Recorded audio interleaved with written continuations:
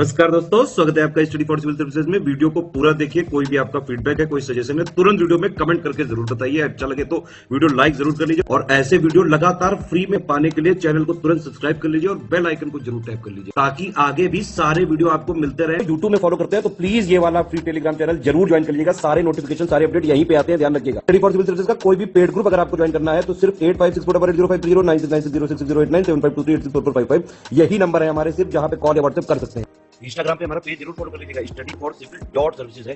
Twitter पे हमको जरूर फॉलो कर लीजिएगा, @स्टडी फॉर सिविल्स है। सारे क्वेश्चन अटेम्प्ट करिए और स्कोर अपना तुरंत कमेंट करके बताइए। नमस्कार दोस्तों, स्टडी फॉर सिविल सर्विसेज में आप लोगों का बेहद स्वागत है। आज की वीडियो में हम UPPSC RO ARO means GS full length mock test number 3 इस पर चर्चा करेंगे। इससे पहले टेस्ट नंबर 1 एंड 2 हम ऑलरेडी डिस्कस कर चुके हैं।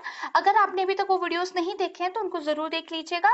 वीडियो स्टार्ट करने से पहले दो बातें मैं आपसे करना चाहूंगी। पहली तो ये कि वीडियोस अगर आपको पसंद आ रहे हैं, आपकी तैयारी में हेल्प कर रहे हैं, तो वीडियोस को लाइक कीजिए, ज्यादा से ज्यादा शेयर कीजिए। अगर अभी तक आपने हमारे यूट्यूब चैनल को सब्सक्राइब नहीं किया है तो इसको सब्सक्राइब कीजिए। और दूसरी चीज ये है कि यदि आप अपनी तैयारी में कंटेंट वाइज कुछ हेल्प चाहते हैं तो आप हमारे पेड कोर्सेज को ज्वाइन कर सकते हैं। हमारे द्वारा आपको सभी प्रकार के जो क्विजेस हैं, टेस्ट सीरीज है, करंट अफेयर है, पीडीएफ है, नोट्स है, लेक्चर्स हैं, वो प्रोवाइड कराए जाते हैं। आपको सिर्फ पढ़ना रहता है, बाकी चीजें हम लोगों के द्वारा टेक केयर कर ली जाती हैं। डिस्क्रिप्शन बॉक्स में सारी डिटेल्स दी हुई है, वहां पर जाकर आप हमसे बात कर सकते हैं, हमारे पेड कोर्सेज से जुड़ सकते हैं। इसके अलावा देखिए, हमारे द्वारा टेलीग्राम पर कुछ फ्री चैनल चलाए जा रहे हैं जहाँ पर हम आपको फ्री स्टडी मटेरियल प्रोवाइड कराते हैं, उनको भी आप ज्वाइन कर सकते हैं। यूट्यूब पर हमारे द्वारा हमेशा से कंटेंट आपको फ्रीली अवेलेबल कराया जाता रहा है और आगे भी ऐसा ही रहेगा।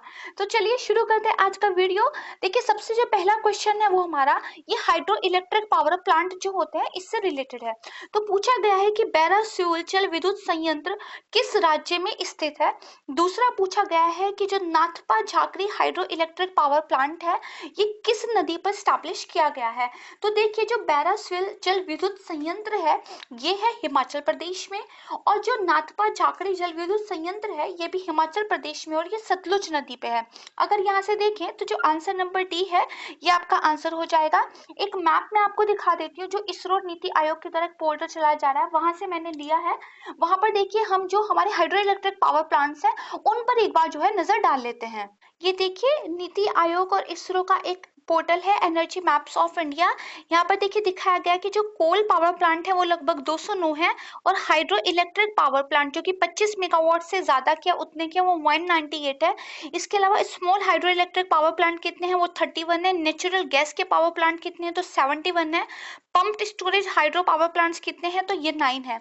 अब देखिए मैप पे आ जाइए, ये जो भी ब्लू कलर से लोकेशंस आपको जो है दिखाई गई हैं ये सारे के सारे हाइड्रो इलेक्ट्रिक पावर प्लांट को जो है रिप्रेजेंट करती है। तो आइए चलते हैं अपने नेक्स्ट क्वेश्चन की ओर।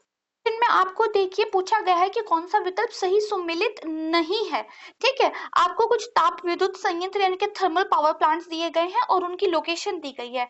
तो पूछा गया है चंद्रपुर ताप विद्युत संयंत्र, तो ये महाराष्ट्र में है। ठीक है, ओबारा ताप विद्युत संयंत्र तो देखिए ये उत्तर प्रदेश में है। ठीक है, इसके बाद जो उडुपी ताप विद्युत संयंत्र है ये भी कर्नाटक में। ठीक है, इसके बाद देखिए जो सीपत ताप विद्युत संयंत्र है तो ये छत्तीसगढ़ में है। ये ऑप्शन गलत हो जाएगा, तो यही जो है आपका आंसर हो जाएगा। एक बार जो है कोल पावर प्लांट्स जो है इनका भी मैप पर हम नजर डाल लेते हैं। तो कोल पावर प्लांट मैंने आपको बताए थे 209 है, और ये मैप में इनकी लोकेशन दिखाई गई है। जो मैं स्क्रीनशॉट आपको दिखा रही हूँ ये energy map of India website का है, जो कि नीति आयोग और इसरो के द्वारा मिलकर जो है चलाई जा रही है। तो इस तरह की जो वेबसाइट होती है ऑथेंटिक होती है, यहाँ के डाटा को जो है आप याद कर सकते हो। ओके, तो चलिए चलते हैं अपने नेक्स्ट क्वेश्चन की ओर। आपसे पूछा गया है कि कौन सा विकल्प जो है वो सही सुमेलित है। कुछ रिवर्स आपको दी गई है, इसके साथ कुछ बांध जो है आपको दिए गए हैं।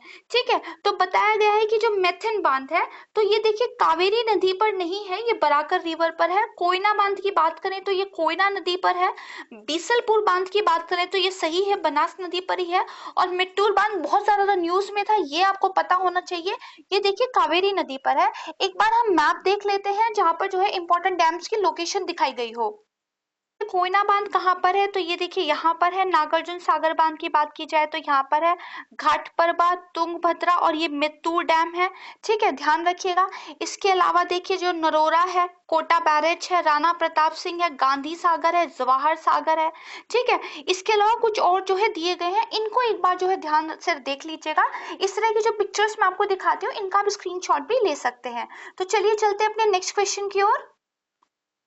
नंबर 4, यहाँ पर देखिए सही विकल्प का चयन आपको करना है। पूछा गया है कि विष्णु प्रयाग एक ऐसा स्थान है जहाँ पर अलकनंदा नदी जो है पिंडर से मिलती है, ठीक है। तो ये गलत है क्योंकि अलकनंदा जो है धौली गंगा से यहाँ पर मिलती है। फिर बताया गया है कि रुद्रप्रयाग एक ऐसा स्थान है जहाँ पे अलकनंदा नदी जो है मंदाकिनी नदी से मिलती है। तो ये बिल्कुल सही है क्योंकि अलकनंदा का यहाँ पर मंदाकिनी से संगम होता है। और कर्णप्रयाग एक ऐसा स्थान है जहाँ पे अलकनंदा जो है धौली नदी से मिलती है। तो ये गलत है क्योंकि अलकनंदा नदी जो है यहाँ पर पिंडर नदी से मिलती है। इसको भी हम एक मैप के द्वारा थोड़ा सा देख लेते हैं। ये मैप दरअसल दिखाता है कि 2013 में जो बाढ़ आई थी उससे कौन कौन सा एरिया अफेक्ट हुआ था। लेकिन हम यहाँ से देखते हैं कि देखिए ये जो आपको एरिया दिखाया गया है ये है आपका कर्णप्रयाग। अगर आप इसे थोड़ा सा ऊपर आएंगे तो ये नंदप्रयाग है, ठीक है। इसके बाद इधर आएंगे तो ये देखिए रुद्रप्रयाग है। इसके बाद अगर आगे आएंगे तो ये देखिए देवप्रयाग जो है दिखाता है। इसके अलावा गंगोत्री की लोकेशन उत्तरकाशी, भागीरथी नदी जो है, ठीक है, इन सारी रिवर्स को आप देख सकते हैं। बद्रीनाथ यहाँ पर है, जोशीमठ यहाँ पर है, ठीक है। इन सब लोकेशंस को एक बार देख लीजिए। मैप को देखने से क्या है, क्वेश्चंस सही होने की संभावना बहुत ज्यादा बढ़ जाती है। तो चलिए चलते हैं अपने नेक्स्ट क्वेश्चन की ओर। 5th क्वेश्चन है हमारा। पूछा गया है कि नर्मदा नदी किस किस राज्य से होकर बहती है, यानी कि क्वेश्चन में पूछा गया है कि किससे होकर नहीं बहती है। तो आपको पता होना चाहिए कौन कौन से राज्य से बहती है। और फिर पूछा है गुजरात का वो कौन सा जिला है जहां से होने के बाद जो है नर्मदा नदी जो है अरब सागर में मिल जाती है। तो नर्मदा नदी का एक बार मैप में लोकेशन देख लेते हैं और उस तरीके से आप समझ जाएंगे कि जो अन्य रिवर्स है उनको पढ़ने का भी आपका यही तरीका होना चाहिए। मैप में अगर एक बार आप लोकेट कर लेंगे तो आपको फिर हमेशा के लिए याद रह जाएगा। देखिए नर्मदा नदी की लोकेशन यहाँ पर देख लेते हैं। ये देखिए विंध्यन रेंज है, ये सतपुड़ा रेंज है और इन्हीं के बीच में कहीं देखिए नर्मदा नदी की जो है लोकेशन आपको दिखाई गई है। अगर आप मैप को ध्यान से देखेंगे तो ये मध्य प्रदेश, महाराष्ट्र राज्यों से होकर जो है बहती है, ठीक है। और अगर बात करें तो ये गुजरात का जो भरूच वाला जिला है उससे होते हुए जो है अरब सागर से गिरती है, ठीक है। तो यानी कि गुजरात वाला जो लोकेशन है वो भी आ जाएगा। तो 3 स्टेट का नाम आपको याद रखना है जब भी नर्मदा नदी की बात आएगी, मध्य प्रदेश, गुजरात और महाराष्ट्र। और अगला आपको ध्यान रखना है कि गुजरात का जो भरूच जिला है वहां से होते हुए ये जो है अरब सागर में गिरती है। आपको ये भी ध्यान रखना चाहिए कि वो कौन कौन सी नदियां हैं जो अरब सागर में गिरती है और साथ में वो कौन कौन सी नदियां हैं जैसे महानदी, गोदावरी, कृष्णा जो जो है आपकी बे ऑफ बंगाल, बंगाल की खाड़ी में गिरती है, ठीक है। तो मैप्स को जो है थोड़ा सा ध्यान से देखा कीजिएगा। चलते हैं अपने नेक्स्ट क्वेश्चन की तरफ। तो हमने देखा कौन सी 3 स्टेट से होकर बहती है। तो ठीक है, अब हमें पता चल जाएगा यहाँ से हमारा आंसर क्या होगा। तो जो सी है वो हमारा आंसर हो जाएगा। अगला क्वेश्चन देखिए गोदावरी नदी के बारे में है। पूछा गया है किस राज्य से होकर नहीं बहती है और गोदावरी नदी कहाँ पर गिरती है। तो देखिए जो गोदावरी नदी है वो मध्य प्रदेश, तेलंगाना, आंध्र प्रदेश और उड़ीसा राज्यों से होकर बहती है। और ये मैंने आपको भी मैप में दिखाया था कि बंगाल की खाड़ी में गिरती है। तो यहाँ से जो आपका आंसर हो जाएगा ये हो जाएगा डी। आसान क्वेश्चन था। नेक्स्ट आ जाइए। पूछा गया है कि कौन सी गोदावरी नदी की सहायक नदी नहीं है और दूसरा पूछा गया है कि कौन सी नदी कावेरी नदी की सहायक नदी नहीं है। तो इसके लिए आपको पता होना चाहिए कि इन रिवर्स की जो ट्राइब्यूटरी रिवर्स है वो कौन कौन सी है। तो देखिए गोदावरी की बात करें तो जो सहायक नदियां हैं इंपॉर्टेंट वाली, उसमें से एक है प्राणहिता, दूसरी है इंद्रावती, तीसरी है सबरी और चौथी है मंजीरा। अगर हम कावेरी नदी की बात करें तो उसके ट्राइब्यूटरी जो है वो है सिमशा, हिमवती, कपिला, ठीक है। अब यहां से अगर आप आंसर निकालेंगे तो जो ए है, ठीक है, ये बेसिकली आंसर नहीं है आपका। नेक्स्ट आ जाइए। मेरा मतलब है कि गलत पूछा गया है तो यही आंसर जो है हो जाएगा। क्वेश्चन नंबर 8 पे आ जाइए। पूछा गया है कि ये पर्वत शिखर है और इनके राज्य है, तो सही सुमेलित कौन सा नहीं है ये आपको बताना है। तो डोडा बेटा देखिए तमिलनाडु में है, सही बात है। जो आपका डोली गुट्टा है वो तेलंगाना और उड़ीसा नहीं, छत्तीसगढ़ की सीमा पर जो है, तो ये गलत हो जाएगा। फोंगपुई ये मिजोरम में ही है। माउंट सारामती तो ये नागालैंड में ही है, तो यहाँ से जो है आपका बी आंसर हो जाएगा। नेक्स्ट क्वेश्चन पे आते हैं। पूछा गया है कौन सा विकल्प सही सुमेलित नहीं है। कुछ पहाड़ियां दी गई हैं और उनके राज्य जो है आपको बताए हुए हैं। तो पारसनाथ की पहाड़ी झारखंड, ये सही है। इसके बाद आ जाइए, खासी पहाड़ियां तो आसान है, मेघालय में है, ये गलत हो जाएगा। नीलगिरी की पहाड़ियां आसान है, तमिलनाडु हो जाएगा। और जम्पुई की पहाड़ियां याद कर लीजिए, ये त्रिपुरा में है। तो यहाँ से जो ऑप्शन नंबर बी है ये आपका राइट आंसर हो जाएगा। नेक्स्ट देखिए, एक स्टेटमेंट दी गई है, आपको बताना है किसके बारे में है। बोला गया है एक दर्रा है, पास है, जो लद्दाख क्षेत्र में अक्साई चिन में स्थित है, और ये दर्रा जो है लद्दाख और ल्हासा को जोड़ता है। तो कौन सा है, तो देखिए लानक ला पास जो है वो इसका आंसर है। एक बार मैं लानक ला दर्रे की लोकेशन आपको मैप में दिखा देती हूँ। अक्साई चिन वाला एरिया देखिए आपको यहाँ देखने को मिल रहा है। इसके बाद अगर आप यहाँ देखेंगे तो ये देखिए लानकला जो है, एक बार मैं आपको थोड़ा सा और क्लियर करके जूम करके दिखा देती हूँ कि ये देखिए, ये जो पासा आपको दिखाया गया है यही जो है आपका लानकला दर्रा है। ठीक है, तो इतना आप समझ गए। आप चलते हैं अपने नेक्स्ट क्वेश्चन की तरफ। 11 पूछा गया है कि गलत विकल्प का चयन आपको करना है।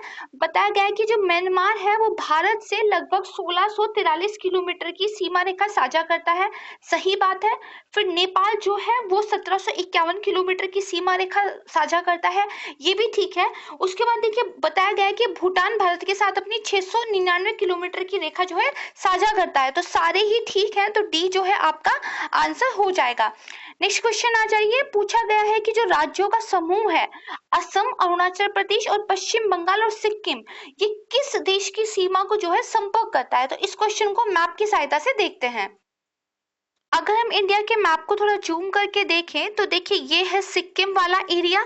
ठीक है, ये जो पूरा है ये आपका पश्चिम बंगाल है, ये असम है और ये अरुणाचल प्रदेश है। देखा जाए तो जो भूटान देश है ये इसकी सीमा को जो है स्पर्श करते हैं, तो यहाँ से जो है पता चल जाएगा कि यही हमारा आंसर है। इसके अलावा और देख लेते हैं, तो देखिए ये बांग्लादेश की लोकेशन यहाँ पे दिखाई हुई है। बांग्लादेश को कौन टच करता है, तो मिजोरम, त्रिपुरा। ठीक है, इसके बाद थोड़ा सा देखिए असम भी टच करता है, मेघालय टच करता है। ठीक है, यहाँ से फिर से असम टच करता है, पश्चिम बंगाल टच करता है। अगर नेपाल की बात करें तो उत्तराखंड, उत्तर प्रदेश, साथ में बिहार, पश्चिम बंगाल और सिक्किम जो है इसकी सीमा बनाते हैं। ठीक है, तो उसके बाद देखिए यहाँ से हम समझ गए कि इस क्वेश्चन का हमारा जो आंसर है वो हो जाएगा भूटान। अब हम चलते हैं अपने नेक्स्ट क्वेश्चन की तरफ। नेक्स्ट क्वेश्चन में भारत के जो सबसे बड़े नारियल उत्पादक राज्य का नाम जो है पूछा गया है। इसके बाद विश्व के सबसे बड़े नारियल उत्पादक देश का नाम जो है आपको बताना है। ठीक है, तो जो क्वेश्चन नंबर 13 है इसका बी आंसर हो जाएगा। भारत में सबसे ज्यादा जो नारियल प्रोड्यूस होते हैं वो केरला में होते हैं, और अगर वर्ल्ड की बात की जाए तो इंडोनेशिया जो है कोकोनट प्रोड्यूसिंग कंट्री सबसे बड़ी है। इसके बाद आ जाइए क्वेश्चन नंबर 14 पर, आपको गलत विकल्प का चयन करना है। यहाँ पर पूछा गया है कि भारत का सबसे बड़ा जो उत्पादक राज्य राजस्थान है, तो ये बिल्कुल ठीक है। फिर भारत का दूसरा सबसे बड़ा जो उत्पादक राज्य, तो देखिए दूसरा जो है वो मध्य प्रदेश नहीं, वो यूपी है, उत्तर प्रदेश है। उसके बाद विश्व का सबसे बड़ा जो उत्पादक देश, तो देखिए ये रूस है, बिल्कुल सही बात है, रशिया यूक्रेन वॉर की वजह से न्यूज में भी है। इसके बाद अगर मध्य प्रदेश की बात की जाए तो दरअसल ये भारत का तीसरा सबसे बड़ा जो उत्पादक राज्य है, तो यही विकल्प गलत है, यही जो है आपका आंसर हो जाएगा। नेक्स्ट क्वेश्चन आ जाइए। पूछा गया है कौन सा विकल्प सही सुमेलित नहीं है। बोला गया भारत का सबसे बड़ा कपास उत्पादक जो राज्य है वो गुजरात है, सही बात है। भारत का सबसे बड़ा ज्वार उत्पादक राज्य देखिए तो ये कर्नाटक है। उसके बाद भारत का सबसे बड़ा मक्का उत्पादक जो राज्य है तो ये अगेन देखिए कर्नाटक है। ठीक है, भारत का सबसे बड़ा चना उत्पादक राज्य तो राजस्थान है, सही बात है। यहाँ से क्वेश्चन नंबर का जो 15 है इसका आंसर सी हो जाएगा। नेक्स्ट क्वेश्चन पे आ जाइए। देखिए कुछ राज्य और कुछ जनजातियां दी गई हैं और सही विकल्प आपसे पूछा गया है। तो बताया गया है कि जो अगरिया जनजाति है, तो देखिए अगरिया जनजाति जो है छत्तीसगढ़ में मिलती है। इसके अलावा नेकदा जनजाति तो ये गुजरात में पाई जाती है। बामचा जनजाति ये अगेन जो है गुजरात में मिलती है। आई एम सॉरी, जो जो नेकदा जनजाति है ये गोवा में मिलती है। ठीक है, मेरा टंग ऑफ स्लिप हो गया था। इसके बाद जो दिमासा जनजाति है तो ये सही दिया हुआ है, ये असम में ही मिलती है, यही आपका आंसर हो जाएगा। नेक्स्ट क्वेश्चन पे आ जाइए। कुछ जनजातीय उत्सव दिए गए हैं और राज्यों के नाम दिए गए हैं, आपको सही जो मैच नहीं करता है वो बताना है। तो देखिए जो बिहुला उत्सव है ये बिहार में होता है, सही बात है। जो भोगोली बिहू है तो ये देखिए असम में होता है। ठीक है, इसके बाद हिमाचल प्रदेश, तो इसमें गोची महोत्सव होता है, ये भी बात ठीक है। और अगर च्वांगकुट की बात करें तो ये देखिए मिजोरम में नहीं, ये बेसिकली मणिपुर में होता है। ठीक है, ध्यान रखिएगा। तो यही से जो है ये आपका आंसर हो जाएगा। नेक्स्ट क्वेश्चन पे आ जाइए। पूछा गया है कि कौन सा जो विकल्प है वो सही सम्मिलित नहीं है। ठीक है, कौन सा है? Question number 18। तो कुछ आपको इंटरनेशनल ऑर्गेनाइजेशंस दिए हुए हैं और फिर उनका हेडक्वार्टर दिया गया है। अगर रेड क्रॉस अंतरराष्ट्रीय समिति की बात करें तो जिनेवा स्विट्जरलैंड में है। अगर संयुक्त राष्ट्र जनसंख्या कोष की बात करें तो ये देखिए न्यूयॉर्क में है। इसके बाद जो अंतरराष्ट्रीय मुद्रा कोष है जिसको IMF भी बोलते हैं तो ये लंदन में नहीं है, ये वॉशिंगटन DC यानी कि संयुक्त राज्य अमेरिका में है। तो जो बी है यही आपका आंसर हो जाएगा। नेक्स्ट क्वेश्चन की तरफ चलते हैं। पूछा गया है कि कौन सा जो एलिफेंट रिजर्व है वो पूर्व मध्य परिदृश्य के अंतर्गत नहीं आता है। ईस्ट सेंट्रल लैंडस्केप जो है यानी कि जो हमारा ईस्ट सेंट्रल वाला एरिया है भारत का उसमें नहीं आता है। तो देखिए जो हमारा म्यूर झरना एलिफेंट रिजर्व है ये आता है आपका वेस्ट बंगाल में। अगर सिंहभूम हाथी अभयारण्य की बात करें तो ये आपका झारखंड में आता है। अगर मयूरभंज हाथी अभयारण्य की बात करें तो ये उड़ीसा में आता है। और वहीं जो दिहिंग पटकाई हाथी अभयारण्य है तो ये देखिए असम के अंतर्गत आता है यानी कि नॉर्थ ईस्ट हो जाता है इंडिया का। तो यही जो है हमारा आंसर हो जाएगा क्योंकि बाकी सारे जो है ईस्ट सेंट्रल इंडिया बनाते हैं।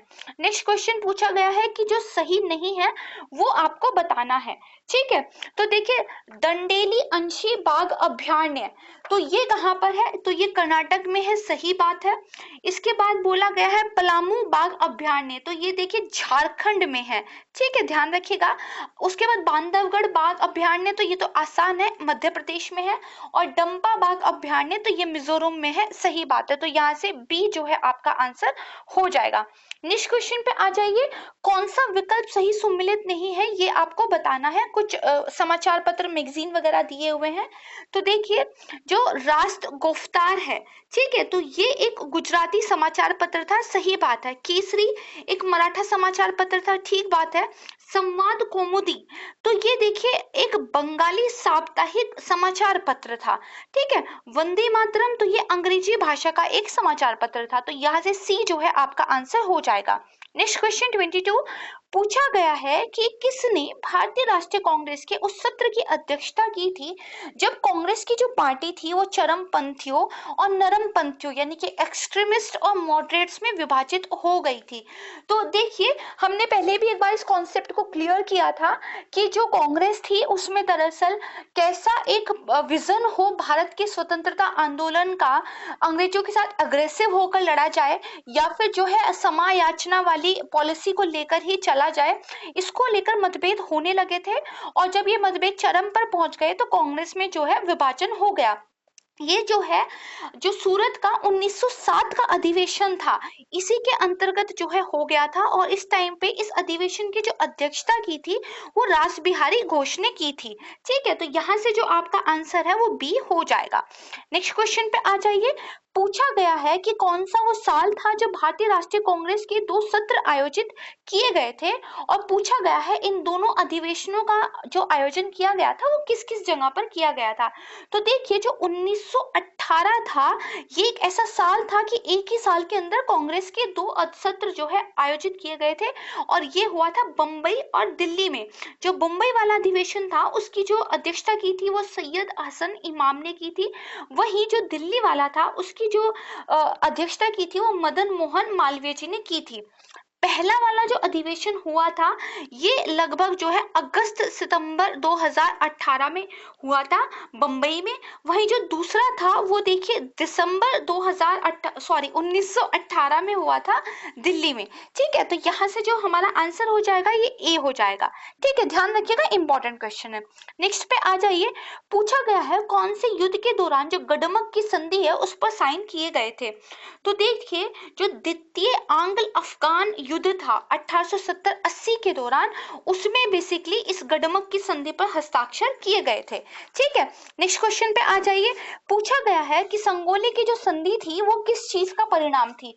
तो देखिए अभी हमने आंग्ल अफगान युद्ध की बात की, संगोली की संधि की बात आती है तो आंग्ल नेपाल जो युद्ध था बेसिकली उसके बाद इसको साइन किया गया था। यहाँ से एंग्लो नेपलीज रिलेशनशिप की स्टार्ट मानी जाती है और 1816 जो है इसको सिग्नेचर करने का टाइम पीरियड था।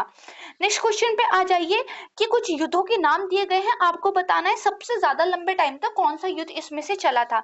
अगर हम देखिए प्रथम आंग्ल मराठा युद्ध की बात करें तो ये करीब 1775 से लेकर 1882 तक चला था। इसके बाद देखिए फर्स्ट एंग्लो बर्मा की बात करें तो आंग्ल बर्मा की, ये करीब 1824 से लेकर 26 तक चला था, 2 ही साल। उसके बाद जो पहला आंग्ल अफगान युद्ध था ये करीब 1839 से लेकर 1842 तक चला था। ठीक है, इसके बाद अगर प्रथम आंग्ल सिख युग की बात करें तो ये 1845 से लेकर 46 तक जो है चला था। तो यहाँ से क्लियर हो जाता है जो प्रथम आंग्ल मराठा युद्ध है ये सबसे लंबा जो है चला था। नेक्स्ट क्वेश्चन पूछा गया है कौन सी संधि थी जिसके अंतर्गत बंगाल, बिहार और उड़ीसा के दीवानी अधिकार जो है अंग्रेजों को दे दिए गए थे। बहुत आसान है, इलाहाबाद की संधि 1765। क्योंकि ये नहीं दिया गया है तो इनमें से कोई नहीं आपका आंसर हो जाएगा। नेक्स्ट क्वेश्चन पूछा गया है कि किस राज्य को जो लॉर्ड वेलेस्ली था उसने अपनी सहायक संधि सब्सिडायरी अलायंस के तहत अपने राज्य में जो है मिला लिया था। तो देखिए तंजौर को 1799 में, पेशवा को 1801 में, सिंधिया को फरवरी 1804 में और जोधपुर को 1818 में सब्सिडायरी अलायंस के तहत मिला लिया था। तो यहाँ से जो ऑप्शन नंबर बी है तंजौर यानी कि 1799 ये आपका आंसर हो जाएगा। नेक्स्ट क्वेश्चन आ जाइए कि जो डलहौजी का व्यपगत सिद्धांत था यानी कि डॉक्ट्रिन ऑफ लैप्स था, उसके तहत एक ही साल में कौन से 2 राज्यों को मिला लिया गया था।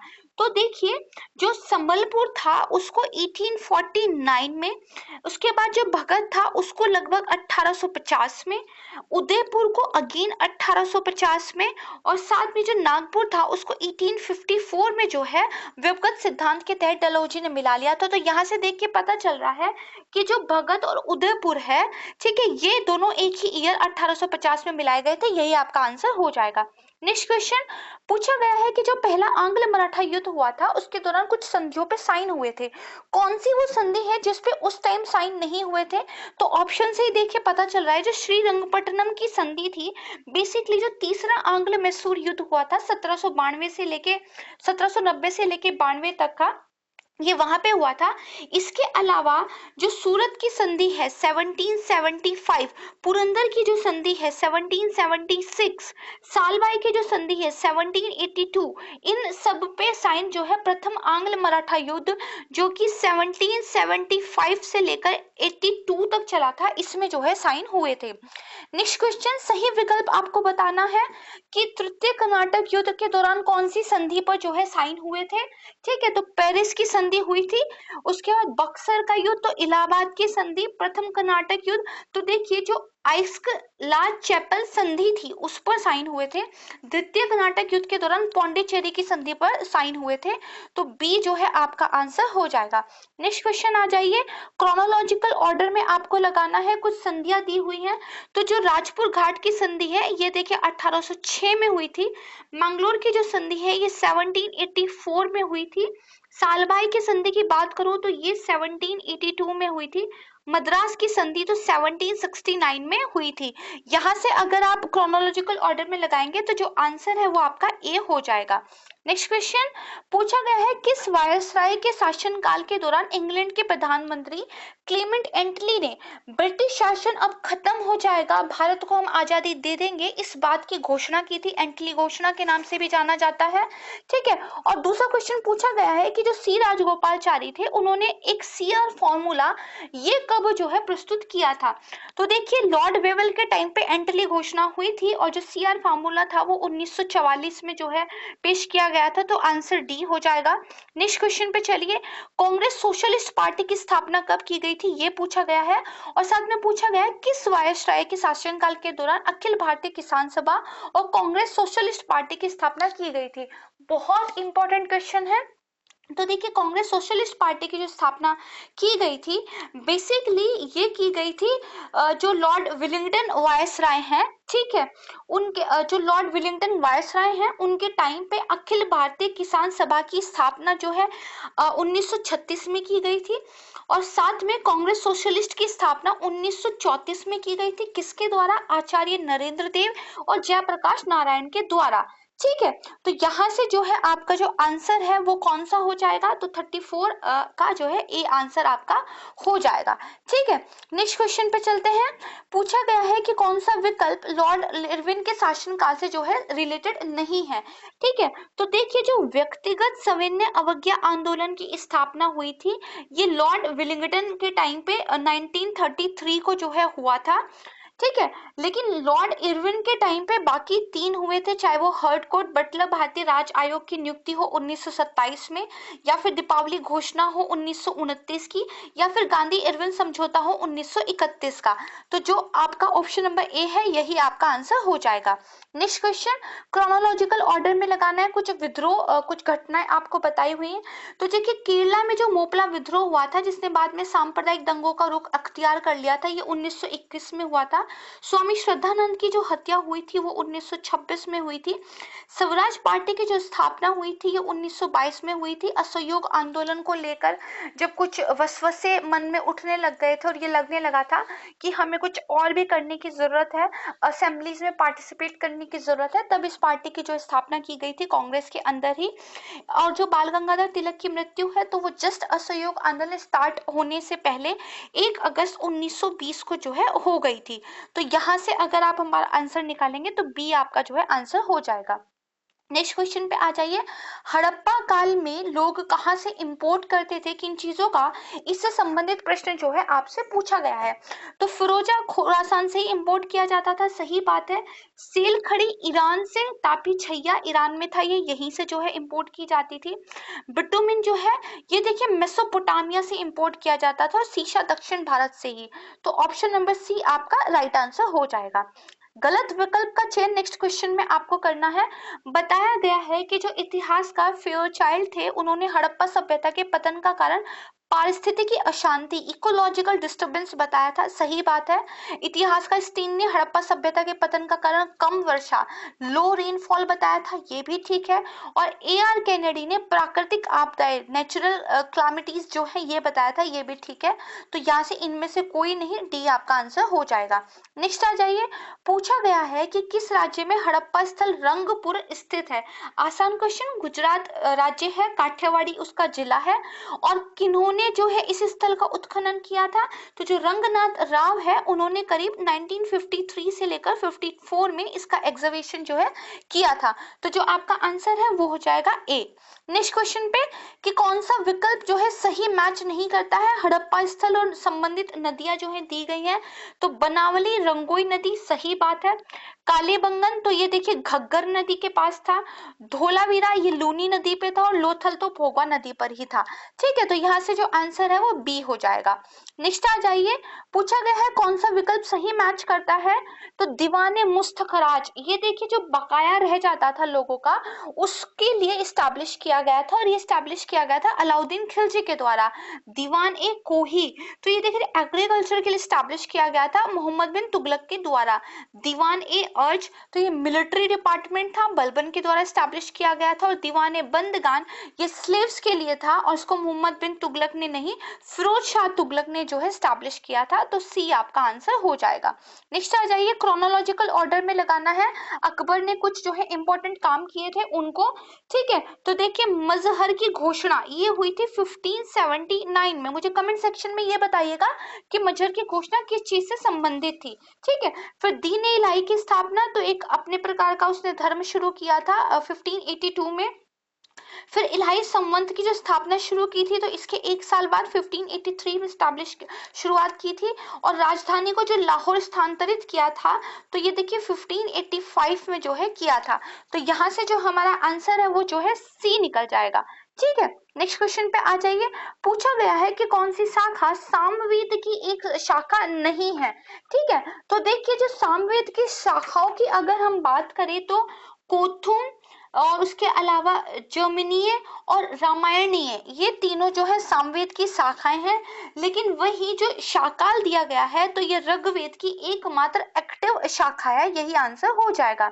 फिर पूछा गया है कि ऋग्वेद के किस मंडल में पुरुष सूक्त मंत्र का उल्लेख किया गया। देखिए इसी सूक्त के द्वारा जो समाज था उसको 4 वर्णों में जो है विभाजित कर दिया गया था, और ये एक छेपक के रूप में जो है, जो एक मंडल था जिसको छेपक कहते हैं, यानी कि बाद में जोड़ा गया था, उससे रिलेटेड है, और ये था ऋग्वेद का 10वां मंडल, यही आंसर हो जाएगा।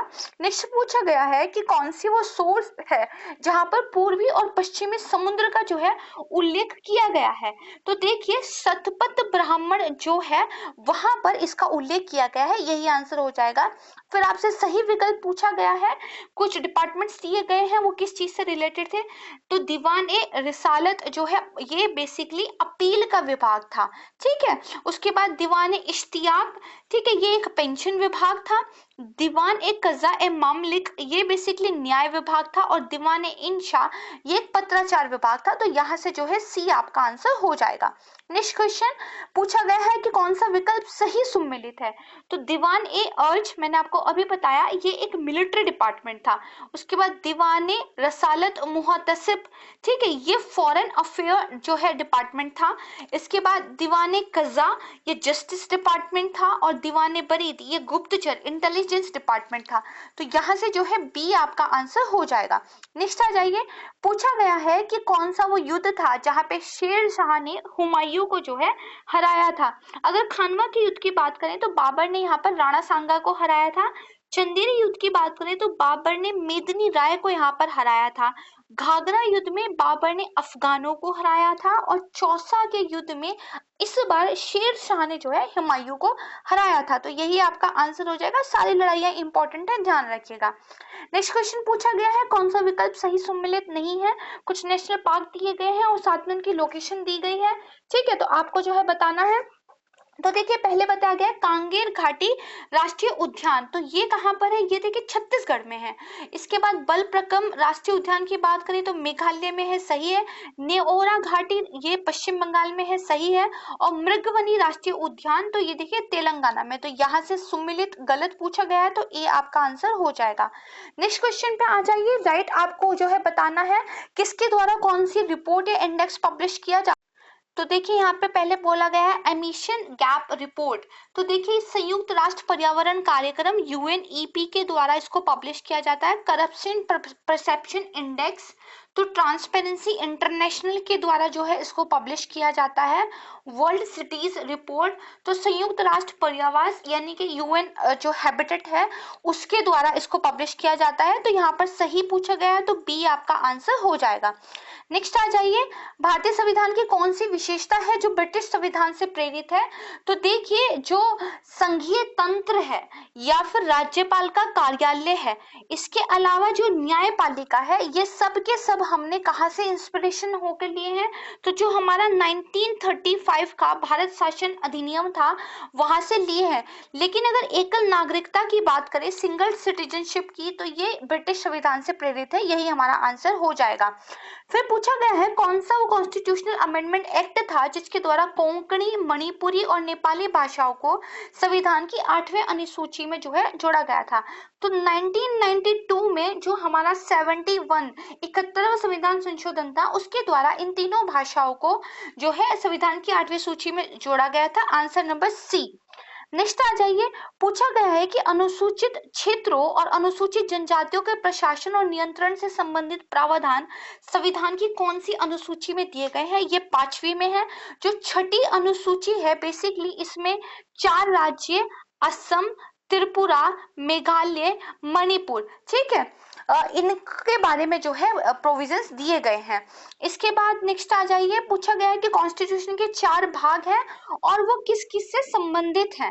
ठीक है, तो भाग 4 ए ये मौलिक कर्तव्यों से रिलेटेड है, ठीक बात है। भाग 3 मौलिक अधिकार, ये भी बात ठीक है। फिर उसके बाद देखिए भाग आपको कौन सा दिया गया है 15वां, तो ये देखिए गलत है क्योंकि जो निर्वाचन है वो दरअसल हमारा, आई एम सॉरी मैंने शायद भाग 14 बता दिया है, तो जो भाग 14 है वो निर्वाचन से है तो गलत है, क्योंकि जो भाग आपका 15वां है वो निर्वाचन से संबंधित है, वहीं भाग 9 जो है वो पंचायतों से संबंधित है। तो जो सी है यही जो है आपका आंसर हो जाएगा। नेक्स्ट आ जाइए, पूछा गया है कि कौन से अनुच्छेद के अंतर्गत जो न्यायपालिका और कार्यपालिका का पृथक्करण, separation of judiciary from executives, ये दिया गया है। ठीक है, इसके अलावा पूछा गया है कि किस आर्टिकल में नागरिकों के लिए समान नागरिक संहिता यानी कि uniform civil code for the citizen जो है दिया गया है। तो देखिए जो अनुच्छेद 15 है वहां पर एग्जीक्यूटिव का जुडिशरी से पृथक्करण की बात की गई है। इसके अलावा समान नागरिक संहिता अनुच्छेद नंबर 44 में बताई गई है। ठीक है, तो आंसर आपका जो है ए हो जाएगा। नेक्स्ट क्वेश्चन पे आ जाइए, पूछा गया है जो आर्टिकल नंबर 371 एफ है वो किस राज्य से रिलेटेड उसमें स्पेशल प्रोविजंस दिए गए हैं, साथ में 71 बी में किस राज्य से संबंधित विशेष प्रावधान दिए गए हैं। तो देखिए 71 एफ में तो है सिक्किम राज्य से संबंधित विशेष प्रावधान और 371 बी में है असम राज्य से संबंधित विशेष प्रावधान। तो जो डी है ये आपका आंसर हो जाएगा। अगली बार पूछा गया है कि जो ये 4 राज्य आपको दिए गए हैं इनमें से किस में जो राज्यसभा की सीटें हैं उनकी संख्या सबसे ज्यादा कम है। तो गुजरात की बात करें तो देखिए यहाँ पर सीटों की संख्या है लगभग 11। ठीक है, छत्तीसगढ़ की अगर बात की जाए तो 5 जो है राज्यसभा की सीटें हैं, कर्नाटक में ये 12 है और राजस्थान में देखिए 10 है। तो यहाँ से जो आंसर है वो छत्तीसगढ़ निकल कर आ जाता है। नेक्स्ट क्वेश्चन की बात करते हैं, पूछा गया है कि कौन सा राज्य जो महादयी जल विवाद न्यायाधिकरण है उसके अंतर्गत नहीं आता और इस न्यायाधिकरण का गठन कब किया गया था। तो पहले मैप में एक बार लोकेशन देख लेते हैं महादयी निवर की। ये देखिए यहाँ पर जो है कर्नाटक की लोकेशन है, ये गोवा की लोकेशन है और ये देखिए महादयी रिवर यहाँ पर दिखाई गई है। ठीक है, ये नॉर्थ गोवा वाला एरिया है और ये अगर आप देखेंगे तो ये मालप्रभा रिवर की लोकेशन जो है दिखाई गई है। तो अब जो महादयी जल न्यायाधिकरण है इसकी स्थापना देखिए 2010 में हुई थी और जो गोवा, कर्नाटक और महाराष्ट्र है, क्योंकि तो आप मैप देखकर भी समझ रहे होंगे है ना, ये बेसिकली इस न्यायाधिकरण से संबंधित है। तो इसी से हम जो है देखिए क्वेश्चन पे चल के अपना जो आंसर है उसको निकाल लेते हैं। तो मध्य प्रदेश नहीं था, इसीलिए जो आंसर नंबर सी है ये जो हमारा है राइट ऑप्शन हो जाएगा। ठीक है, क्योंकि बाकी स्टेट तो हमने मैप में देख लिए। इसके बाद नेक्स्ट क्वेश्चन पे आ जाइए, पूछा गया है कि जो केंद्र शासित प्रदेश है वो कौन से वाला केरल उच्च न्यायालय के प्रादेशिक जो क्षेत्राधिकार है उसके अंतर्गत आता है और पूछा गया है केरल उच्च न्यायालय का गठन कब किया गया था। तो 15 क्वेश्चन देखिए, जो केरल उच्च न्यायालय उसका गठन तो किया गया था 1956 में और साथ में जो केरल और लक्षद्वीप है इन दोनों पर बेसिकली अपना टेरिटोरियल जुरिडिक्शन जो है रखता है। तो यहाँ से जो अपना आंसर है वो हो जाएगा ए। नेक्स्ट क्वेश्चन पे आ जाइए, गलत विकल्प आपसे पूछा गया है, कुछ आर्टिकल दिए गए हैं उन आर्टिकल किस चीज से रिलेटेड है ये बताया गया।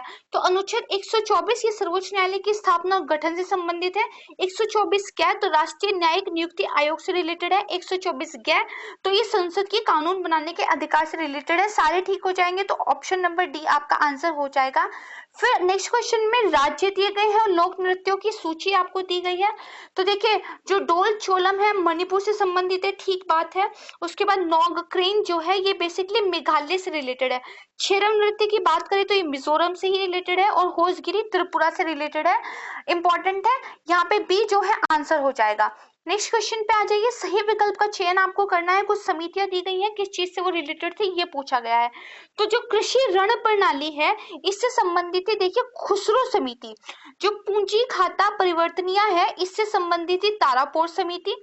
बेरोजगारी और लोक कल्याण से रिलेटेड जो है वो है भगवती समिति। और सार्वजनिक वितरण प्रणाली से संबंधित है आपकी धार्य समिति। तो ऑप्शन नंबर जो सी है ये आपका आंसर हो जाएगा। नेक्स्ट क्वेश्चन पे चलते हैं। पूछा गया है कि कौन सा दिवस अप्रैल के महीने में सेलिब्रेट किया जाता है। ठीक है, तो देखिए जो विश्व विरासत दिवस है बेसिकली ये 18 अप्रैल को जो है सेलिब्रेट किया जाता है। वही मौसम विज्ञान तो ये 23 मार्च को। विश्व दूरसंचार दिवस जो है तो ये 17 मई को जो है सेलिब्रेट किया जाता है, इसीलिए यहाँ से आंसर हो जाएगा बी। ध्यान रखिएगा 18 अप्रैल। फिर सही विकल्प नेक्स्ट क्वेश्चन में पूछा गया है। कुछ अधिनियम है उनके पारित होने की डेट बताई गई है। तो देखिए जो प्रतिभूति कानून संशोधन अधिनियम है ये 2014 में आया था, सही बात है। उसके बाद गवर्नमेंट सिक्योरिटीज एक्ट ये 2002 में नहीं ये 2006 में आया था। वही विदेशी मुद्रा प्रबंधन अधिनियम तो 1996 में नहीं 1999 में आया था। सही विकल्प बताना है तो जो ऑप्शन नंबर ए है ये आपका राइट आंसर हो जाएगा। अगेन सही विकल्प पूछा गया है। कुछ विटामिन दिए गए हैं उनका नाम दिया गया है। तो विटामिन ए को देखिए रेटिनॉल बोलते हैं। विटामिन B1 थाइमीन के नाम से जाना जाता है। B2 को राइबोफ्लेविन बोलते हैं और विटामिन B3 नियासिन के नाम से जाना जाता है। यही आंसर हो जाएगा। फिर पूछा गया है कि कौन से विटामिन जो है वसा में घुलनशील है। तो देखिए वसा में जो घुलनशील है उसमें कौन कौन से हैं। तो विटामिन डी है जिसको कैल्सीफेरॉल कहते हैं। विटामिन ई है जिसको टोकोफेरॉल कहते हैं। विटामिन के है जिसको जो है फाइटोनेडियोन कहते हैं। वहीं जो विटामिन सी है जिसको एस्कॉर्बिक अम्ल कहते हैं ये देखिए जल में घुलनशील है। तो यही जो है आंसर हो जाएगा। नेक्स्ट क्वेश्चन आ जाइए कि कौन सा विटामिन तंत्रिका तंत्र मांसपेशियों हृदय पेट और आंतों में जटिलताओं को रोकने में जो है सहायक है। तो देखिए जो आपका विटामिन B1 है यानी कि थायमीन है ये बेसिकली आपको नर्वस सिस्टम में, ब्रेन में, मसल्स में, हार्ट में, स्टमक में, इंटेस्टाइन में जो है कॉम्प्लिकेशंस को कम करने से संबंधित है। नेक्स्ट आ जाइए। पूछा गया है कि कौन सा विटामिन किस में पाया जाता है। तो विटामिन B5 देखिए मिलता है ब्रोकली में, इसको पेंटाथोनिल अम्ल भी कहते हैं। विटामिन B6 की बात करें तो ये देखिए पोर्क में मिलता है, इसको पायरिडॉक्सिन बोलते हैं। विटामिन B7 की बात करें तो ये फूल गोभी में मिलता है, इसको बायोटिन कहते हैं। और विटामिन B9 जो है इसको ये चुकंदर में मिलता है, इसको फोलिक अम्ल कहते हैं। यहाँ पे केवल बी जो है सही है तो यही आंसर हो जाएगा। फिर देखिए कुछ भौतिक राशियां दी गई हैं उनके ASI मात्रक दिए गए हैं, सही आपको बताना है। तो विद्युत प्रतिरोध ये देखिए ओम जो है इससे से मेजर किया जाता है। विद्युत चालकता जो है तो ये सीमेंस से जो है मेजर की जाती है। चुंबकीय प्रवाह घनत्व तो ये देखिए आपका चुंबकीय प्रवाह जो घनत्व है टेस्ला से मेजर किया जाता है। चुंबकीय प्रवाह की सिर्फ बात करें तो वेबर से। तो यहाँ से जो है आंसर नंबर डी हो जाएगा। नेक्स्ट क्वेश्चन पूछा गया है कि एक सांख्यिकी मान है 1.381 इंटू 10⁻23 जूल पर केल्विन। ठीक है, इसको बेसिकली और किस नाम से जो है जाना जाता है। तो देखिए जो बोल्ट्जमैन स्थिरांक है के से रिप्रेजेंट करते हैं, इसका मान यह है, यही आंसर है।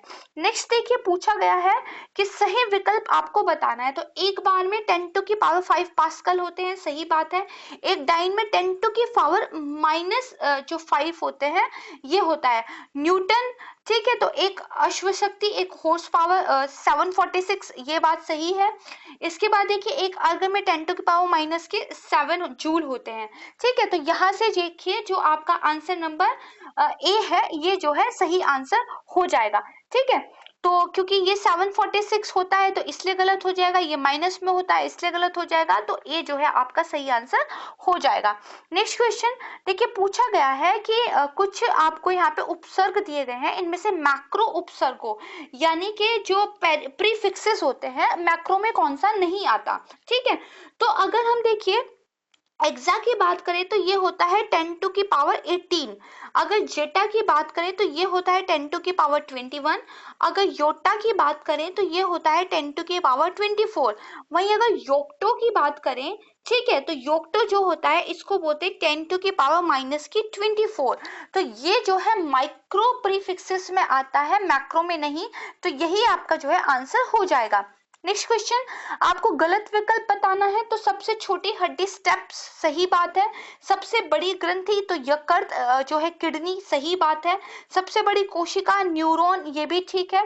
और सबसे लंबी तंत्रिका तो सियाटिक, ठीक है, ये होती है। तो यहाँ से जो आपका आंसर है ये हो जाएगा बी, क्योंकि लीवर जो है बेसिकली यकृत, वो आपका राइट आंसर होता है।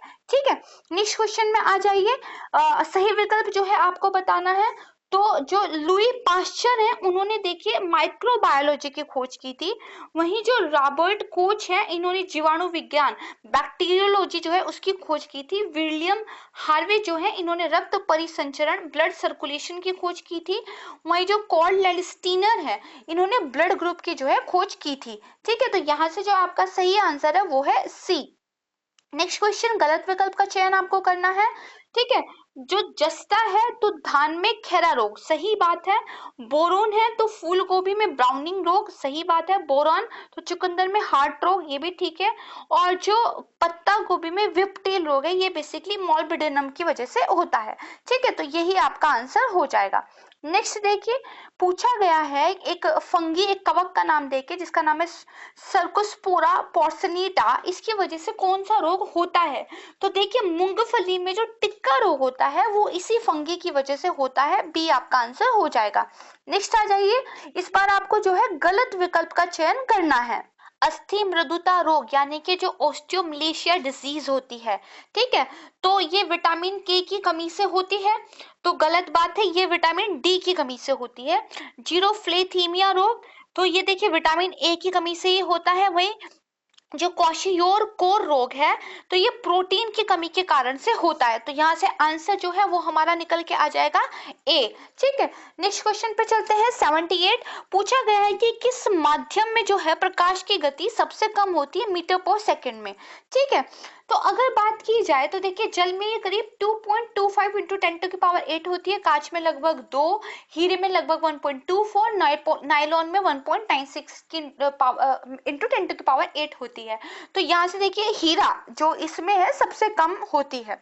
नेक्स्ट क्वेश्चन आ जाइए, पूछा गया है कि किस माध्यम में ध्वनि की गति मीटर प्रति सेकंड में सबसे अधिक होती है। अगर 0 डिग्री सेल्सियस की हम बात करें तो देखिए जो समुद्री जल है यहाँ पर जो है सबसे ज्यादा होती है और सबसे कम होती है हाइड्रोजन में। तो जो समुद्री जल डी है ये हमारा आंसर हो जाएगा। नेक्स्ट क्वेश्चन, गलत विकल्प का चयन करें। पूछा गया है संविधान सभा से संबंधित जो समितियां थी, ठीक है, तो प्रेस दीर्घा समिति, फोटो गैलरी कमेटी तो उषा नाथ सेन, सही बात है। सदन समिति, हाउस कमेटी, तो देखिए जो पट्टाभी सीतारामैया थे बेसिकली ये उससे रिलेटेड है। कार्य संचालन समिति, ऑर्डर ऑफ बिजनेस कमेटी, तो डॉक्टर के एम मुंशी, सही बात है। संचालन समिति यानी कि जो आपकी स्टीयरिंग कमेटी तो डॉक्टर राजेंद्र प्रसाद, सही बात है। तो यहाँ से जो है बी आपका आंसर हो जाएगा। नेक्स्ट क्वेश्चन, पूछा गया है कि जो प्रारूप समिति है उसमें डीपी खेतान के स्थान पर किसको चुना गया था। देखिए जो डीपी खेतान थे इनकी 1948 में डेथ हो गई थी, तो इनको जो रिप्लेस करके आए थे वो टीटी कृष्णाचारी जो है आए थे। प्रारूप समिति में टोटल 7 सदस्य थे और 29 अगस्त 1947 को जो है बेसिकली इसको किया गया था। ठीक है, 82 में आ जाइए। यहाँ पे पूछा गया है कि कांग्रेस की जो विशेषज्ञ समिति थी उसकी स्थापना कब की गई थी और इसके अध्यक्ष कौन थे, ये जो है पूछा गया है। तो देखिए इसकी जो विशेषज्ञ समिति थी इसका गठन किया गया था 8 जुलाई, ठीक है, और 1946 को। वहीं इसके जो अध्यक्ष थे वो थे जवाहरलाल नेहरू। अगर हम सदस्यों की बात करें तो एम आसफ अली, के एम मुंशी, एन गोपाल स्वामी अयंगर, के टी शाह, डॉक्टर गाडगिल, हुमायूं कबीर, के संथानम इसके जो है मेंबर थे। तो यहाँ से जो आंसर है वो ए निकल कर आ जाएगा। नेक्स्ट क्वेश्चन, सही विकल्प आपको पूछा है कि HEVR अयंगर जो है वो संविधान सभा के अध्यक्ष थे। ठीक है, तो ये तो आपको पता है कि जो HEVR अयंगर है वो संविधान सभा के जो है सचिव थे। सचिव ही पूछा गया है, सही है। फिर एस एन मुखर्जी संविधान सभा के जो है मुख्य प्रारूपकार थे, ये भी बात ठीक है। और प्रेम बिहारी नारायण राय जादा भारतीय संविधान के जो है सुलेखक थे, कैलियोग्राफर थे, तो ये भी ठीक है। तो उपरोक्त सभी यानी कि डी जो है आपका आंसर हो जाएगा। नेक्स्ट आ जाइए कि निम्नलिखित में से कौन सा जो यूनियन टेरिटरी है वो दक्षिण क्षेत्रीय परिषद के अंतर्गत आता है, और इसका जो दक्षिण क्षेत्रीय परिषद है इसका मुख्यालय कहाँ पे है। तो देखिए जो आपकी ये साउथ जोनल काउंसिल है, ठीक है, इसके अंदर कौन कौन सी स्टेट आती है, आंध्र प्रदेश, तेलंगाना, कर्नाटक, तमिलनाडु, केरल और पुदुचेरी। तो यहाँ से अगर आप देखेंगे तो आपका जो है पुदुचेरी ये बेसिकली इसके अंदर में आता है, और जो ये बेसिकली इसका मुख्यालय है, हेडक्वार्टर है, ये चेन्नई में है। तो यहाँ से जो आंसर नंबर बी है वो आपका सही आंसर हो जाएगा। नेक्स्ट क्वेश्चन पूछा गया है कि किस स्थल को अगस्त 2021 में भारत में रामसर स्थलों की सूची में नहीं जोड़ा गया था। तो देखिए अगस्त 2021 में रामसर जो स्थल है, वेटलैंड्स वाला जो एरिया होता है, 4 नए स्थल जोड़े गए थे। सुल्तानपुर राष्ट्रीय उद्यान जो कि हरियाणा में है, भिंडवासा वन्यजीव अभयारण्य झज्जर हरियाणा में है, थोलजीव वन्यजीव अभयारण्य अहमदाबाद के पास गुजरात में, और वाधवाना आर्द्रभूमि वडोदरा गुजरात में। तो इनमें से तो कोई आंसर नहीं होगा, ठीक है, क्योंकि ये तो अगस्त 2021 में जोड़े गए थे। इसके बाद देखिए दिसंबर 2021 में 47वें रामसर साइट के रूप में यूपी का जो हैदरपुर आर्द्रभूमि है इसको बेसिकली रामसर की सूची में जोड़ा गया है। तो यही जो है आपका आंसर ए हो जाएगा। नेक्स्ट क्वेश्चन पे आ जाइए। क्वेश्चन नंबर 86 पूछा गया है कि संयुक्त राष्ट्र व्यापार और विकास सम्मेलन रिपोर्ट यानी कि United nation conference on trade and development, ठीक है, इसके अनुसार जो प्रत्यक्ष विदेशी निवेश है, फॉरेन डायरेक्ट इन्वेस्टमेंट है, उसका प्रवाह 2020 की तुलना में 2021 में कितना गिर गया है। देखिए कोविड का पेंडेमिक आया था, इसकी वजह से ट्रेड पर, इन्वेस्टमेंट पर, हर चीज पर फर्क देखने को मिला है। तो हमारा जो एफडीआई है वो भी गिरा है, और ये कितने परसेंट से गिरा है, तो 26% से जो है गिरा है अगर इस रिपोर्ट की बात की जाए। नेक्स्ट आ जाइए, एक कंट्री है एशियाई, उसने अपनी नई राजधानी जो है रखी है, तो उसका नाम है नुस्तारा। आपको बताना कौन सी वो कंट्री है। तो देखिए इंडोनेशिया बेसिकली पहले जकार्ता उसकी राजधानी थी, अब उसको बदल के नुस्तारा जो है इसको अपनी नई राजधानी बना रहा है। तो डी आंसर हो जाएगा। नेक्स्ट क्वेश्चन पूछा गया है कि हाल ही में एक स्पीसीज की खोज की गई है जिसका नाम स्वीडिश पर्यावरण कार्यकर्ता जो ग्रेटा थुनबर्ग थी उनके नाम पर रखा गया है। किस चीज की वो स्पीसीज थी। तो देखिए पनामा के जंगलों में वर्षा मेंढक की एक प्रजाति खोजी गई थी, और इनका नाम जो है इनके नाम पर रखा गया। पॉपुलर रूप से इसको ग्रेटा थुनबर्ग रेन फ्रॉग भी कहते हैं। तो सी आपका आंसर हो जाएगा, ध्यान रखिएगा इसको।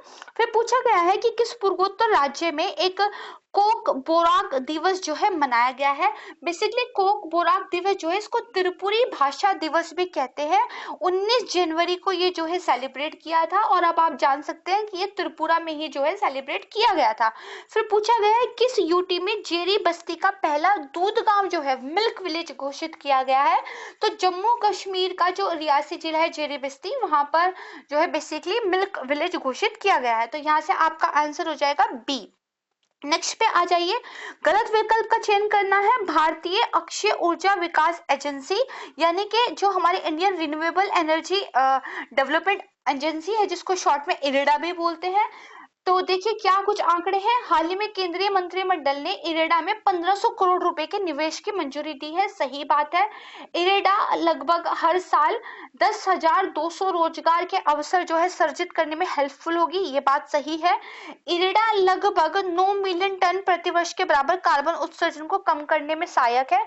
तो ऐसा नहीं था, ये जो डाटा है ये 7.49 जो है मिलियन टन प्रति वर्ष है। तो ये सी जो है आपका आंसर हो जाएगा। नेक्स्ट क्वेश्चन पे आ जाइए। पूछा गया है कि किस देश के जो रॉबर्ट लेवेंडोस्की थे उनको सर्वश्रेष्ठ फीफा पुरुष खिलाड़ी का पुरस्कार दिया गया है। और दूसरा पूछा गया है कि किस देश की एलेक्सिया पुटेलस को सर्वश्रेष्ठ फीफा महिला खिलाड़ी का पुरस्कार जो है दिया गया है। तो देखिए जो सर्वश्रेष्ठ फीफा फुटबॉल पुरस्कार 2021 थे, इसमें पुरुष खिलाड़ी ये पोलैंड के रॉबर्ट लेवेंडोस्की को मिला है। वहीं महिला खिलाड़ी सर्वश्रेष्ठ ये बार्सिलोना स्पेन की एलेक्सिया पुटेलस को मिला है। तो यहाँ से जो आंसर हो जाएगा वो डी हो जाएगा। नेक्स्ट पूछा गया है कि किस राज्य को राष्ट्रीय स्टार्टअप पुरस्कार 2021 में सबसे ज्यादा प्राइज मिले हैं। तो देखिए राष्ट्रीय स्टार्टअप पुरस्कार 2021 अभी हुए थे, इसमें कर्नाटक ने सबसे ज्यादा पुरस्कार प्राप्त किए हैं। बेसिकली 46 प्राइज में से लगभग 40 प्राइज जो है कर्नाटका ने जीते थे। नेक्स्ट क्वेश्चन पूछा गया है कि पूर्व राष्ट्रपति इब्राहिम बाबूबकर कीता का हाल ही में निधन हो गया है, वो किस देश के पूर्व राष्ट्रपति थे? तो ये देखिए माली कंट्री के जो है पूर्व राष्ट्रपति थे, ये आंसर हो जाएगा। नेक्स्ट पूछा गया है कि किस राज्य में सरकारी स्कूलों में आधारभूत शिक्षा संरचना में परिवर्तन हेतु सॉल्ट कार्यक्रम को जो है शुरू किया गया है। ठीक है, तो एक तो ध्यान क्या रखना है, जो सॉल्ट के फुल फॉर्म वो क्या है, सपोर्टिंग आंध्र लर्निंग ट्रांसफॉर्मेशन कार्यक्रम, पहली बात। दूसरा, ये कार्यक्रम नाम से ही पता चल गया होगा, सपोर्टिंग आंध्र लर्निंग है, तो कहाँ पे है, आंध्र प्रदेश में है। तीसरी बात ध्यान रखिएगा कि स्कूलों में जो फंडामेंटल इंफ्रास्ट्रक्चर होता है एजुकेशन के लिए, उसको ट्रांसफॉर्म करने के लिए इसको शुरू किया गया है। ठीक है, विश्व बैंक ने इस कार्यक्रम के लिए कितने ऋण को जो है मंजूरी दी है, तो 250 मिलियन डॉलर। तो यहाँ से जो है बी इसका आंसर हो जाएगा। नेक्स्ट क्वेश्चन, पूर्वोत्तर राज्य में एक call your cop mobile app जो है लॉन्च किया गया है, कौन से राज्य में किया गया है ये बताना है। तो नागालैंड में call your cop mobile app launch हुई है। इसके अलावा सेकंड पूछा गया कि संयुक्त राज्य अमेरिका और चीन के बाद विश्व का तीसरा सबसे बड़ा घरेलू विमानन बाजार यानी कि third largest domestic aviation market दुनिया में कौन बन गया, तो बड़ी खुशी की बात है, ये भारत है और इसके लिए बहुत ज्यादा इंपॉर्टेंट भी हो जाता है, इसको थोड़ा सा ध्यान रखिएगा। तो क्वेश्चन नंबर 94 का आंसर हो जाएगा डी। ठीक है, नेक्स्ट आ जाइए कि जाइकोव डी इस वैक्सीन को कितने राज्यों में लॉन्च किया जाएगा, तो टोटल 7 राज्यों में। कौन कौन से हैं, तमिलनाडु, बिहार, महाराष्ट्र, झारखंड, पंजाब, पश्चिम बंगाल, उत्तर प्रदेश। और पूछा गया है कि उन राज्यों में से कौन सा राज्य नहीं है, तो 7 मैंने आपको नाम बता दिए, यहाँ से आप आंसर निकाल सकते हो। ये जो टीका है ये केवल 12 से लेकर 19 साल के जो आयु वर्ग है उसी को जो है दिया जाएगा और हमारा आंसर हो जाता है सी। नेक्स्ट आ जाइए कि एक राज्य ने 100% आबादी को कोरोना वैक्सीन की दूसरी डोज दे दी है और ऐसा वो देश का पहला राज्य बन गया है, तो वो कौन है, हिमाचल प्रदेश है। और फिर इन्होंने पूछा है कि केंद्रीय मंत्रिमंडल ने जो प्रधानमंत्री आवास योजना ग्रामीण थी उसके विस्तार को मंजूरी दी है, तो कब से कब तक दे दी है, तो ये 2021 से लेकर 2024 तक दे दी है। तो यहाँ से जो हमारा आंसर हो जाएगा 96 का, ये हो जाएगा बी। ठीक है, नेक्स्ट क्वेश्चन में आ जाइए, 3 खिलाड़ी हैं उनको प्रतिष्ठित ICC cricket hall of fame में शामिल करने की घोषणा की गई है, कौन सा इन 3 में से नहीं है, तो 3 के नाम मैं आपको बता देती हूँ, जेनेट ब्रिटेन, महिला जयवर्धने, शॉन पोलॉक, इनको ICC cricket hall of fame में जो है रखा गया है, तो आंसर ए हो जाएगा। ठीक है, नेक्स्ट क्वेश्चन पे आ जाइए कि किस दक्षिणी राज्य ने हाल ही में एपी सिनेमाज विनियम संशोधन विधेयक 2021 यानी कि Andhra Pradesh cinemas regulation amendment bill 2021 को जो है जारी किया है, जिसके जरिए जो ऑनलाइन मूवी टिकटिंग सिस्टम है इसको संचालित किया जाएगा। तो मैंने आपको नाम ही बता दिया, आंध्र प्रदेश, और यहाँ पे नहीं दिया है तो डी आंसर हो जाएगा।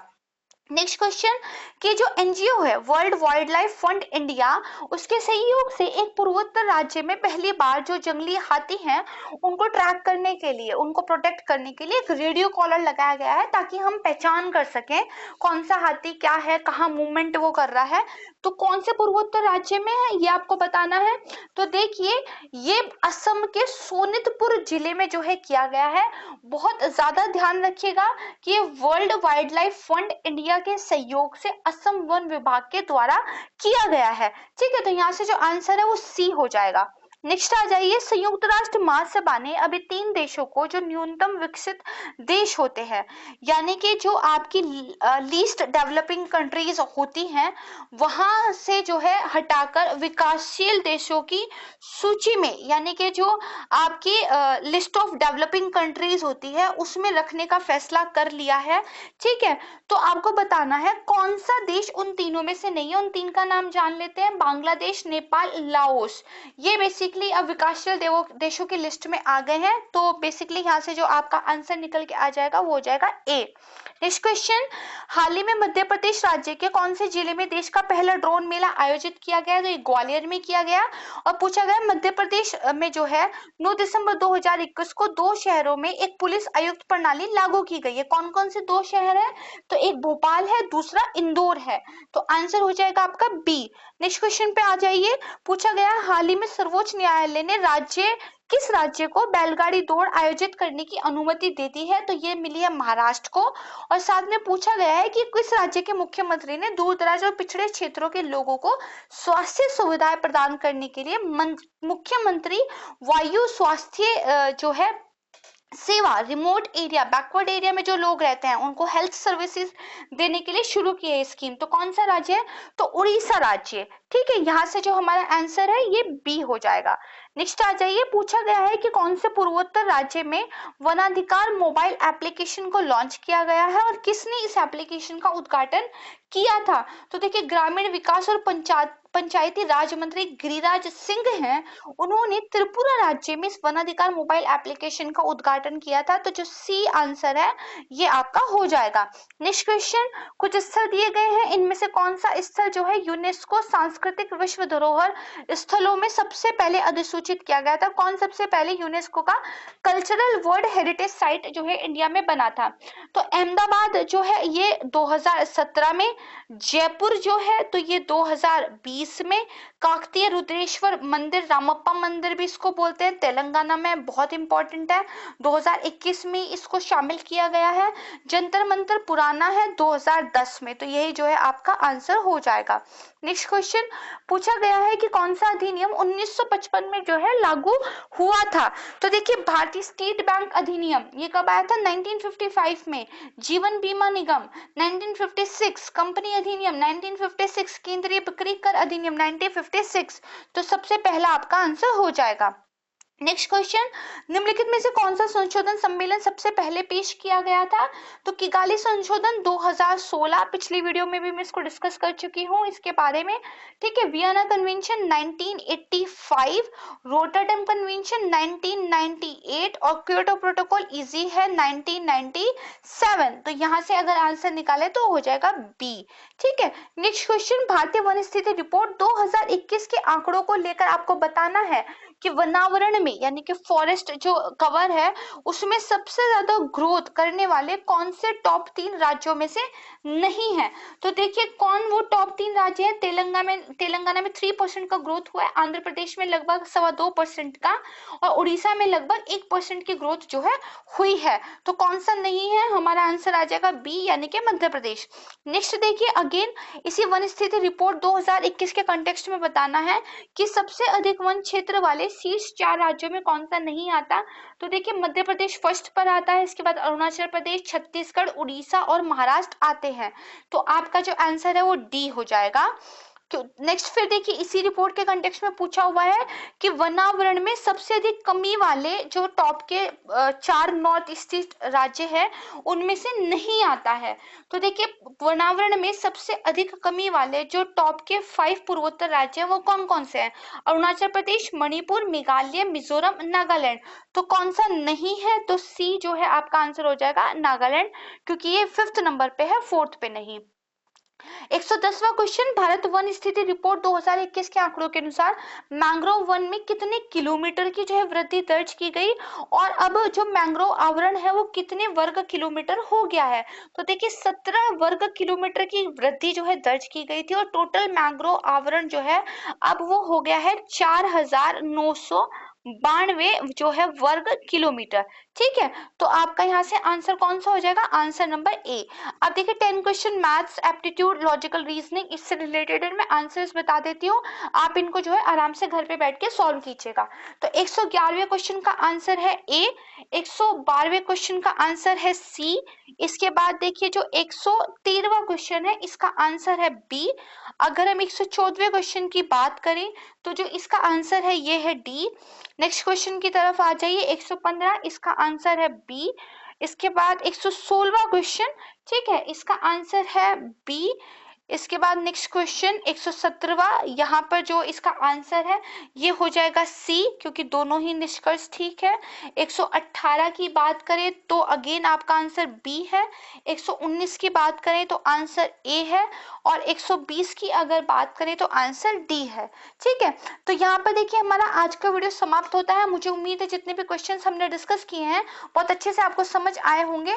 अगर आपको वीडियो अच्छी लगी है तो इसको लाइक शेयर जरूर कीजिएगा, चैनल को सब्सक्राइब कीजिए, और हमारे पेड कोर्सेज के बारे में जानकारी के लिए आप डिस्क्रिप्शन बॉक्स में जाकर हमसे कांटेक्ट कर सकते हैं। आप सभी का टाइम देने के लिए बहुत धन्यवाद। Thank you very much. Perfect.